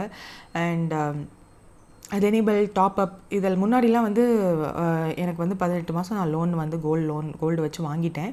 பட் என்னால் அந்த 18 மாதம் எண்டில் வந்து காசு பெரட்டி திருப்ப முடியல நகையை அப்படின்னா தே கேன் எக்ஸ்டெண்ட் பேங்க்ஸ் கிட்ட சொல்லிவிட்டு ரெனிவல் பண்ணலாம், டாப்அப் பண்ணிக்கலாம் மினிமல் செக்ஸோட. பட் இனிமேல் renewal or top ups are allowed only if the existing loan is standard. இது ஸ்ட்ரெஸ்டாக இல்லை அந்த லோன் அப்படின்னா அதுவும் லோன் டு வேல்யூ ரேஷியோ வந்து பெர்மிசிபிள் இதுக்குள்ளே இருந்துச்சு அப்படின்னா தான் இது பண்ணுவாங்க. பிகாஸ் அந்த கோல்டு ரேட்டு மாறி இருந்துச்சு ஒருவேளை அப்படின்னா அந்த 75% வந்து அச்சீவ் ஆயிடுச்சு. மேக்ஸிமம் இப்போ இருக்கிற கோல்டு ரேட்டே அந்த லோன் டு வேல்யூ ரேஷியோ தான் அப்படின்னா கண்டிப்பாக அதை அலோவ் பண்ண மாட்டாங்க. ஒருவேளை இதை விட அன்றைக்கி கொடுத்துருந்த 12 months or 18 monthsக்கு முன்னாடி கொடுத்துருந்த ரேட்லேயே இருந்தது ஆர் அதை விட அதிகமாக இருந்துச்சுன்னா தே மைட் அலோவ். ஸோ அதெல்லாம் வந்து கொஞ்சம் செக்ஸ் வச்சுருக்காங்க. அண்ட் 22 கேரட் கோல்டு ப்ரைஸஸ் தான் யூஸ் பண்ணணும், அதுவும் lowest of the last 30 day ஆவரேஜ்ன்றது இல்லைன்னா ப்ரீவியஸ் க்ளோசிங் ப்ரைஸ் யூஸ் பண்ணணுன்றதெல்லாம் வந்து புது நாம். அண்ட் ரீஜனல் ரூரல் பேங்க்ஸ்லாம் வந்து 5 lakh per borrower தான் வந்து கொடுக்கணும். அதுக்கு மேலே they shouldn't allow them to loan கோல்டை வந்து பிளெட்ஜ் பண்ண விடக்கூடாது. Because RRBs are more vulnerable அப்படின்றதுனால இந்த மாதிரி செக்ஸ் எல்லாம் வச்சுருக்காங்க. So these are the things.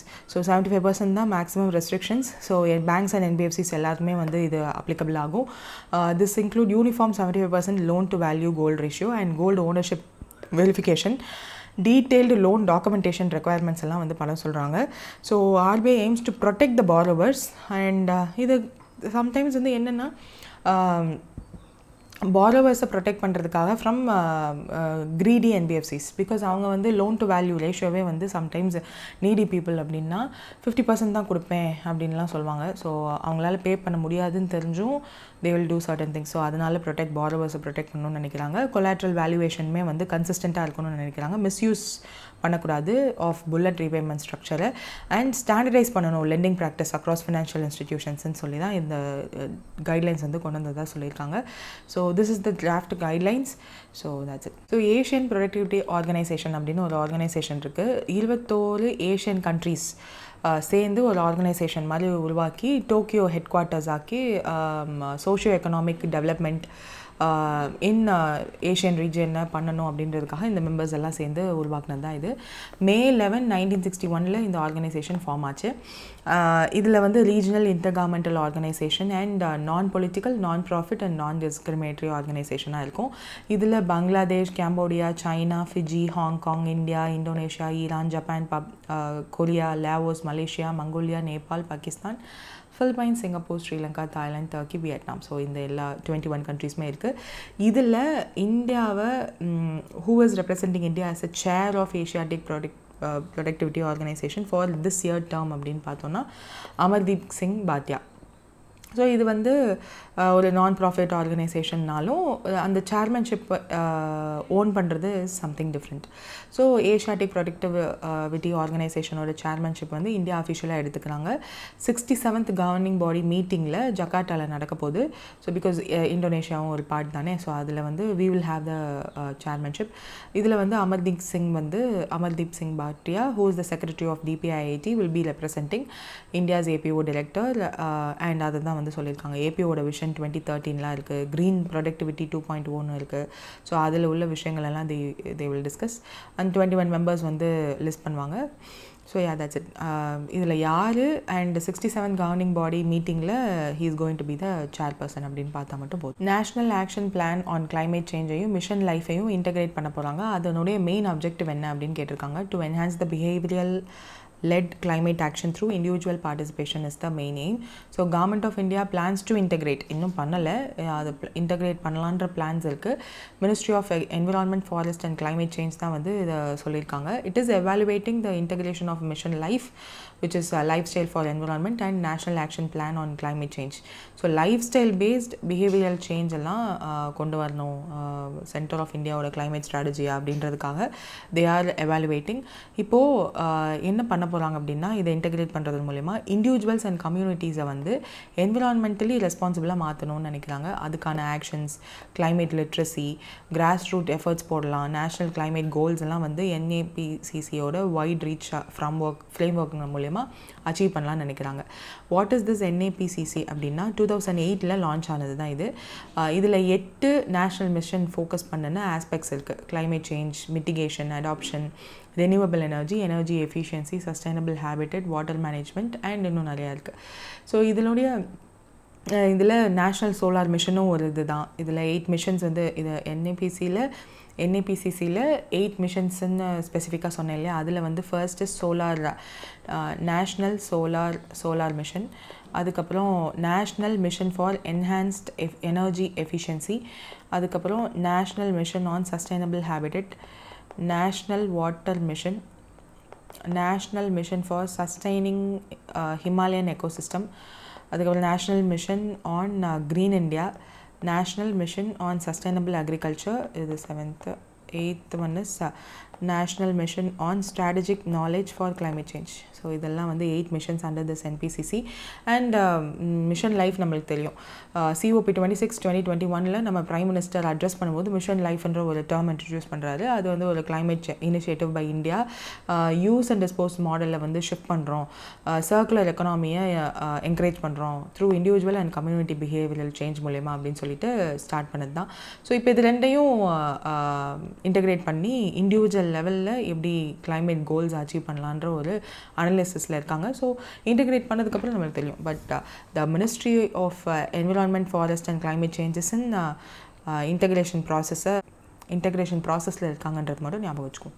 What is the primary objective of the newly launched Depot Darpan, Annamitra and Anna Sahayata platforms அப்படின்னு கேட்டிருக்காங்க, which is to digitalize and enhance the public distribution system efficiency and grievance handling.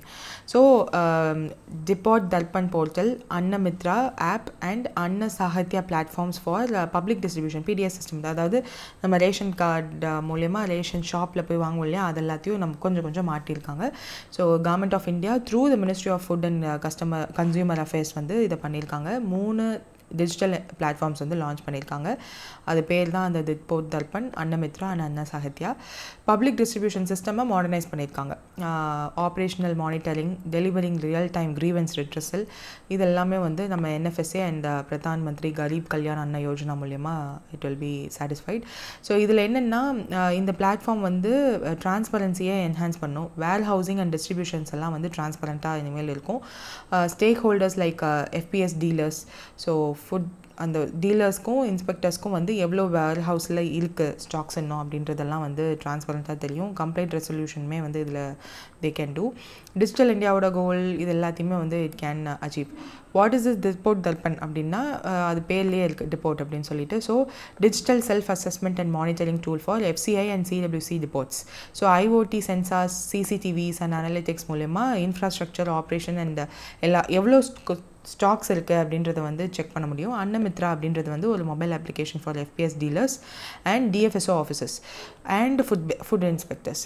So stocks எவ்வளோ இருக்குன்னு they can monitor with fair price shop performance and geotagged inspection-மே வந்து they can do. Currently active in 4 states only, but அது இன்னும் expand ஆகும். Anna Sahayataன்றது வந்து multilingual tech driven grievance system. So இதில் வந்து வாட்ஸ்அப், IVRS, ARS மூலமா you can do your grievances. ஏதாவது PDS சிஸ்டமில் டிஸ்ட்ரிபியூஷனில் ஏதாவது ப்ராப்ளம் இருந்துச்சு அப்படின்னா they can do. அண்ட் இது வந்து கரண்ட்டாக பைலட் ப்ராசஸில் 5 ஸ்டேட்டில் மட்டும்தான் ரோல் அவுட் பண்ணியிருக்காங்க. And we know national food security act and Pradhan Mantri Garib Kalyan யோஜனானா என்னென்னு deep into that we shouldn't go. இந்த 3 ஆப்ஸோட நேம்ஸ் அண்ட் அது எதுக்காக அப்படின்றத மட்டும் ஞாபகம் வச்சுக்கோங்க. Under the new GPRA housing policy, what is the percentage of reservation granted to government officials with disabilities னு கேட்டிருக்காங்க, which is 4%. இது ஒன்றும் இல்லை, ஆல்ரெடி வந்து ஜிபிஆர்ஏ அப்படின்றது வந்து ஜென்ரல் பூல் ரெசிடென்ஷியல் அக்காமடேஷன் அப்படின்னு சொல்லுவாங்க, which is central government housing scheme. இது வந்து டைரக்டரேட் ஆஃப் எஸ்டேட்ஸ் அவங்க வந்து மேனேஜ் பண்ணுற ஒரு official residence accommodation to eligible government employees. So குவார்ட்டர்ஸ்ன்னு சொல்லுவோம் இல்லையா சிம்பிள் டேர்மில், அதான் இது. இப்போ அதில் வந்து 4% ரிசர்வேஷன் வந்து பிடபிள்யூடி கேண்டிடேட்ஸ், சென்ட்ரல் கவர்மெண்ட் அஃபீஷியல்ஸில் பிடபிள்யூடி கேண்டிடேட்ஸ் இருப்பாங்க இல்லையா, அவங்களுக்கு செப்ரேட்டாக ஒரு ரிசர்வேஷன் ஒதுக்கியிருக்காங்க. So 4% reservation in housing of for person with disabilities under the GPRA, அதை தான் இங்கே கொடுத்துருக்காங்க. ஸோ அசிஸ்டன்ட் செக்ஷன் ஆஃபீஸரில் இருந்து டைரக்டர் லெவல் வரையும் இருக்கிற கவர்மெண்ட் அஃபீஷியல்ஸ் வித் டிசபிலிட்டிஸ்க்கு 4% ரிசர்வேஷன் ஒதுக்கப்பட்டிருக்காங்க இப்போது. So rights of persons with disabilities act 2016 ஒரு மேண்டேட்டாக இதை அனௌன்ஸ் பண்ணியிருக்காங்க. ஸோ அவ்வளோதான், வேறு ஒன்றும் இல்லை இதில். So that's it for today. If any, do comment, and thanks for listening. Make use of the link in the description and in the comment to purchase the course. Thank you.